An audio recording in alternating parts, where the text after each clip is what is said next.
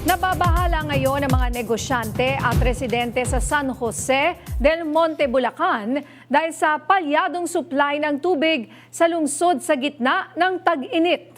May umaarangkadang balita si JM Pineda.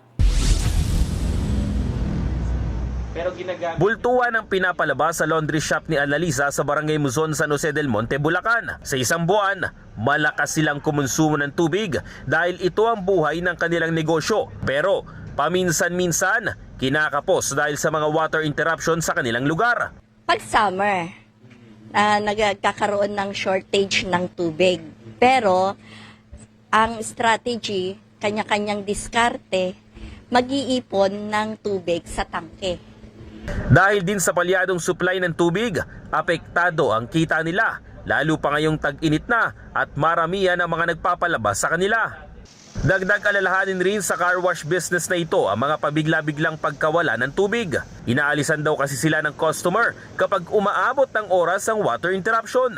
Para matiyak na may supply, bumibili na sila ng tubig at inilalagay sa kanilang imbakan. Lahat ng mga drum niya, mga lalaki, napuno niyan, mga matuki. So iniimbak nyo na lang? Oo. Pagka gano'n, doon na kayo kumukuha? Oo, doon kami kumukuha.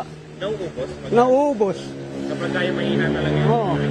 Minsan ka-deliver may sa sakyan, 3. Puhunan ng mga negosyong ito ang supply ng tubig at lugi sila kung sakaling bumitaw lang ng ilang oras ang supply nito sa kanilang lugar. Kung sa mga negosyo, perwisyo ang inaabot sa water interruption, pagod at puyat naman sa mga residente lalo na sa mga senior citizen. Sa lugar nila Bet, pili lang ang oras na may tubig.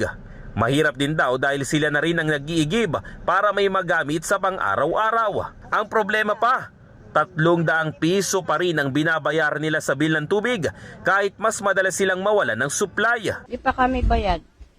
Magkano ang 200? Ito po, 3. 300 pero hindi araw-araw. Opo, kasi po ang minimum po nito is 151. Opo. Kaya meron kiwala, basta magre-reading sila.